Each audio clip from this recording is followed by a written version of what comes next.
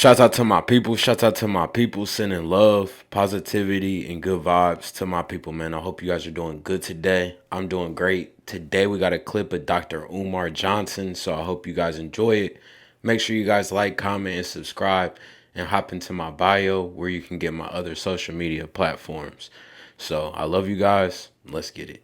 Now, let me ask you this, because you mentioned about money and sex. What should be at the root of a healthy relationship? For me, the foundation of a healthy relationship, first of all, let's deal with the four essentials. In order for the relationship to work at all, you got to have humility. A lot of times we don't have humility. If the relationship is based on ego, it's not a relationship. You see that? Ego means you hear me, but I don't have to hear you. That's not a relationship. That's a master-slave relationship, when you have one person who has all the power and the other person who does not. And to that point, that is a very toxic situation we see in our community too, where the woman is the slave master and the man is the slave, or the man is the slave master and the woman is the slave. And you've seen these relationships where one person makes all the decisions and have all the power, and the other person needs to remain silent unless spoken to. You see, which goes down another road of where you should not be dating if you have low self-esteem, because people with low self-esteem will always be taken advantage of in the dating arena. And too many men and women are out there looking for their ideal mate, but you don't have the ideal self-esteem in order to engage the type of mate that you want. So if I speak to a young sister, what type of man you want? I speak to a young brother, what type of queen you want? They describe them. Is your self-esteem at a level that this type of person will want you? Ooh. Because you can't hide how you feel about yourself. Once you've been around a queen for a couple weeks, she know how you feel about yourself, just like you know how she feel about herself when you've been around her for a couple weeks. So the role of self-esteem is critical, because as you know, a player, a brother who knows how to game women, he can read their level of self-esteem quickly. He knows exactly what her thirsty meter is hitting at. You see? And a woman knows exactly what his thirsty meter is hitting at. Absolutely. But getting back to those four essentials, you need humility. I got to be humble enough to be quiet when she's wrong, to hear her out. I got to be humble enough to remain quiet while she's expressing her points about me. Everything she just said may be wrong. She may have accused me of cheating. She may have accused me of all kinds of things. But guess what? This is her truth in this moment. That's facts. You can't try to win an argument with a female. The best thing to do is be stoic and, put your feelings and emotions aside. When a female's in their emotions, the worst thing to do is try to get into yours. The best thing to do is sit back and, maybe laugh it off. Don't say too much, because as time passes, and if she sees she can't get under your skin, she'll stop doing what she's doing. Let me shut the fuck up. Let her say what she needs to say. When she's done, reflective listening. Baby, you believe the reason I came home at 1 o'clock last night because I was over my baby mom's. Is that how you feel? Do you believe that?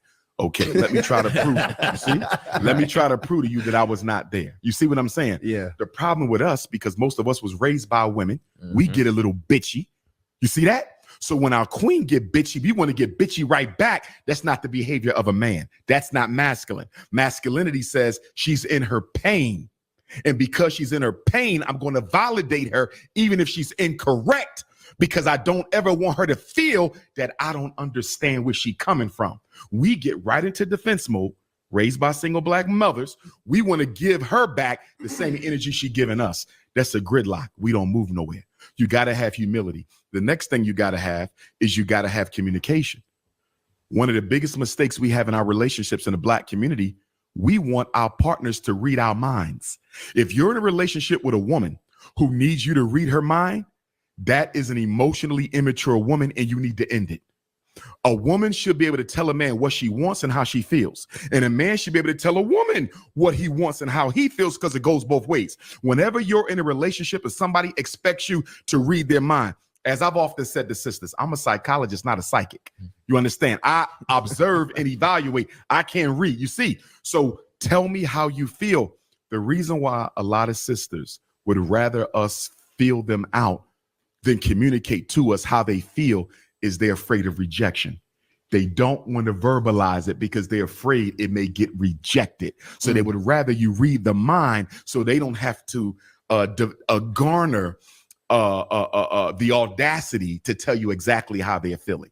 In other words, you need to make a decision whether or not you're going to marry me. We've been in this relationship for 3 years. You see that? Yeah. She wants to say it. She ain't got the courage because she's afraid of what your response is. So she's been pouting around the house, acting up like, what's wrong with her? She want to know where this relationship is going, but she's not going to say it because you ain't giving her the confidence to say that. You see? So we have to make sure that when we are dating people, we're dating people who mirror our psychological age. Because all of us have a biological age. We also have a psychological age. So let's say you're 45 years old biologically. Your queen is 45 years old biologically, but she's been traumatized, raped, abused, abandoned by her father, emotionally scarred by her mother. Although she's 45 biologically, psychologically, she could be 12.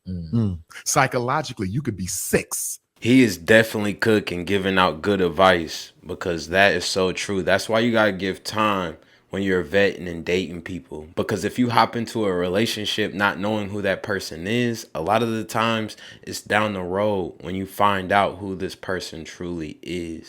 And the big reason why a lot of our relationships don't work out is you got two people who are around the same biological age, but psychologically they're at 2 different levels. You see this, you're like, damn, why she acting like a child? Why he acting like a child? Because guess what? They are not psychologically where you are. And here's a big problem we have. We think we've met our match when we get into a relationship where we never argue and there's no type of conflict or disagreement. That's a trap. You know why that's a trap? Everybody has a pain body. You got one, I got one, they got one. What is a pain body? That is an energy that you carry within your soul. It's a deep part of your unconscious that contains the memory of every negative experience you ever had in your life. From the time you got bullied, you know, from your father spanking you in front of your friends, your girlfriend cheating on you, everything you went through negative is in this pain body, right? You have one. Everybody got one. If you've never seen it activated in your queen to be, it ain't time to get married yet, because you have to determine whether or not you can live with her pain body when it gets activated. See, this is where we date for 5 years and everything been great. We moved in for 1 month. Now we getting a divorce. You know why? Because it's easy to date when y'all don't have to share the same space. It's easy to date when y'all don't have to share the same space. Now y'all sharing the same space, and all that she kept hidden in her, or all that you kept hidden in you, now it's going to come out. And do you want to know why? The ego doesn't like to lie. Your ego never want. When she says, "Are you cheating on me?" You say no if you are. Your ego want to say, "Fuck yeah, I'm cheating." And I'm going, you see, the ego doesn't like to lie. You see, right. So once you're forced, 3 things normally force the ego to tear the mask off. Because when we dating each other, we're basically dating the ideal self we're projecting before the other person. We're not dating who we really are. When you meet somebody, you never tell them, "I'm an alcoholic. I have trouble showing up for work at time. I had 10 jobs in the past year. My father left me. I grew up in a brothel with my mother who was a prostitute." You're not telling her none of that. She has to figure out all your flaws on her own, just like you have to figure out all her flaws on your own. You see that? And so that's why we don't trust each other when we begin dating, because we both know we got a pain body. We both know we got baggage, and neither person wants to be transparent about what their issues are from the beginning. Damn. See, we force the other person to learn them on their own. So nobody trusts nobody, because I know you got shit in your closet and you ain't giving me none of it. And because I got to study you and I don't know how long I'm gonna have to study you, I'm going to try to hold my feelings back as much as I can. And for that very same reason, we like to keep something on the side too, because if this don't work out, I need something else to fall out on. Well, guess what? If you got something on the side, there's no way you can be fully committed to this. Now, let me tie trauma back into this. How can you fully love if you're too afraid to get hurt? Right. And if you can't fully love because you're too afraid to get hurt, you have no business dating in the first place. Because what you might mistake for love is nothing more than a psychologically unhealthy attachment or addiction for someone else's presence in your life to validate you. Right now, we got an epidemic of Black men killing their women. That wasn't love. You couldn't kill somebody you loved. You know what was going on? He was addicted to her presence in his life. His illness cannot exist without her presence in his life. And because he can no longer have her presence in his life, he's going to take her life. That's not love. That's psychopathology and addiction. Wow. And you have a lot of traumatized Black people running around thinking they're in love with people. You're not in love. You are simply addicted to their presence in your life. They serve a purpose for you. That's it. It's not love. And if you don't really understand what love is, oftentimes clinginess, attachment, thirstiness, and addiction is called love, and it's not. Love don't hurt. If it hurts, it has to be trauma. So take us into love, though, because I do agree with you. A lot of people are confused about what love is. Right. So how would you define love? When you truly love somebody, truly, here's the thing about love. Love is unconditional.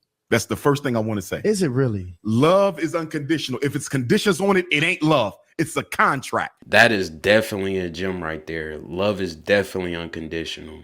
I find myself staying out of relationships and bonds and friendships because the way I love unconditionally. So it's nothing you can do or say for me not to mess with you. And a lot of people don't think and act the same way I do. So I find myself having to, remove myself from a lot of situations because I come to find out, not everybody loves like me. So I definitely agree with them. Love is unconditional. And that's okay if both of you agree on those terms. She may agree. We have a pleasure contract. We got an economic contract where you're going to take care of me. And as long as you take care of me, I'm going to be your woman. The Puff Daddy arrangement. You feel me? That works for some people. No, you have women like that. You have men like that. Right. I'm going to floss you up. And as long as I floss you up, you're going to be loyal to me. But that's a contract. That's not love. Contracts are different from love. Why? Contracts are conditional. Right. Love is unconditional. If I love my queen, what if she comes home one day and say, hey, baby, I don't want to work this. I don't want to be a lawyer no more. But if I only married her because I like the way her law degree looks on Dr. Umar in public, you see how this goes. She's changing. But if I love her, okay, baby, that's what you don't want to do. You want to go into something else. Let's do it. Love is when you love somebody, you are 100% unapologetically and unconditionally committed to that person's best interest, even if it is to your loss. What if your fiance come home and say, listen, babe, I had a long conversation with my ex-husband. I never thought I would look at this again, but we left a lot on the table together. I enjoyed the time we had. I think that man might still be my soulmate. I got to move on. I might still hurt because I loved her, right? But if that love is true, if you feel that's who you meant to spend the rest of your life with, I gotta love you and want the best for you. Most of us cannot do that. What we call love is limited to your investment in me. You see that? Yeah. Anytime they step outside of the box we created for them, we get angry because that was not love. You had conditions on it. That's the reason why it's so important to attract love into your life and not force it. Because when you're forcing it, it's a contract. Your woman gained 20 pounds. Now you're going to divorce her. You say, if you gain another 20 pounds, this marriage is over. That was not love.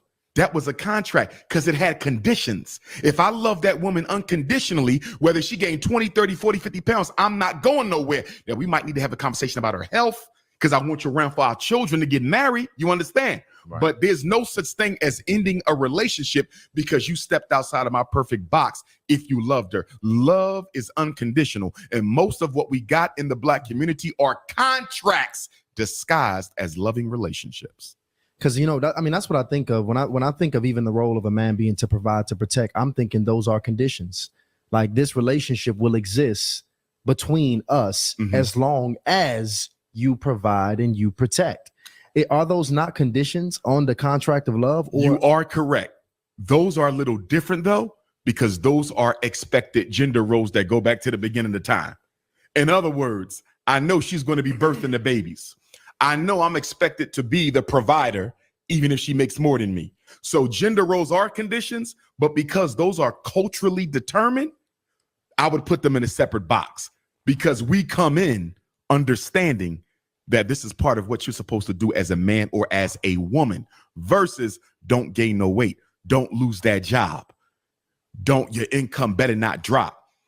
Don't have more than one child. You see what I'm saying? Yeah. I'm dealing with those personal conditions that you want to impose on the other person versus the conditions that the culture imposes on us as men and women. Understood. Now going back to, because you were saying we was Y'all still good on the sound? we good. Yeah, Okay. we good. Mine Great on went the down sound. a little bit. Yeah, There we go. We straight. Okay, excellent. So Let me give them two other ones. I'm sorry. No, we need those. in it. Matt, wait, hold on, wait. Because I want you to hold it because there's so much to unpack. Okay. Hold on to those two other ones. Okay. But I really want to touch on this because you talked about being able to us dealing with our pain bodies. Yes. And us not knowing exactly how to connect with one another because we really don't know who we are in that pain body. Yes. How can one, and this for me, because I'm out here, I'm a brother who's seriously dating. I really want to I'm trying to get out these damn streets. Yes, sir. So the reality of it is, how as a man looking to authentically know a woman, her pain body, what she really comes with to unlock that version of her and her to unlock that in me as well. How does that happen? First of all, it cannot happen until both of you feel the other person is a safe space for you. So it doesn't happen early on in a relationship. It happens at a point, normally after you guys have been intimate, although I don't think that's a good idea. I think it needs to come before the intimacy because intimacy tends to unlock a lot of that pain. See, so when you guys get to a point where you're pretty sure that you're interested in taking this a little further, let's start talking about some of the things we've been through so we can understand each other a little more. Okay. You see that? The problem is people are very slow to disclose past traumas because number one, they buried them somewhere deep within themselves and don't want to touch them again. And they fail to realize that they still exude energy and influence all throughout your life. So that's number one. She don't want to revisit the rape. So I'm not even going to bring it up to him. You see that? Yeah. That's how trauma operates. We think we can bury it. You can't. So that's one issue. Number two, if I tell him this, how do I know he ain't going to share it with his mother, his best friend, his brother? We as Black people have a very poor culture of confidentiality. We don't keep things confidential. You know, I look at my life, right? I've never discussed my personal intimate moments with women, with nobody. If anybody ever found out about me and a woman, I don't care if it was high school, she had to tell it because I consider the woman so sacred and her giving me that part of her so sacred, nobody will know that this ever happened. But I know few men who are like that. A lot of men are like women. They want to run and tell everything that goes on in the relationship. If there's no confidentiality in the relationship, nobody's ever going to disclose anything. A woman has to know that if I tell him this, even if we don't work out, this never goes into another person's ears. You would the same way. If you got a man who's been sexually abused or grew up in a foster home, but nobody knew it, or my mom is really my aunt because my mom left me on a step. If I tell her this and we end up not working out, is this table talk at girls' night? You see, so people got to really feel you're a safe space before they start to divulge that part of themselves. It's expose culture right now. Everything, everybody is being put on blast right now. And that's exactly why a lot of us are not willing to tell our significant others the type of pain that we carry around with us every day. Because if this gets out, it'll be used against me by people who are not for me. And so in my effort to bring some healthiness into our relationship, you just unearth my trauma for the world to use against me. And I think that's the main reason why a lot of us are in situationships and contracts when it comes to relationships, because a lot of us have traumas. A lot of us are scared to trust and open up. And it takes two special people to really be able to, work on each other and be there while the other person works on themselves. So I hope you enjoyed the video. Make sure you guys like, comment, and subscribe. And make sure you guys hop into my bio and follow my other platforms. So I love you guys. I'll see you guys on the next one. Peace. We out.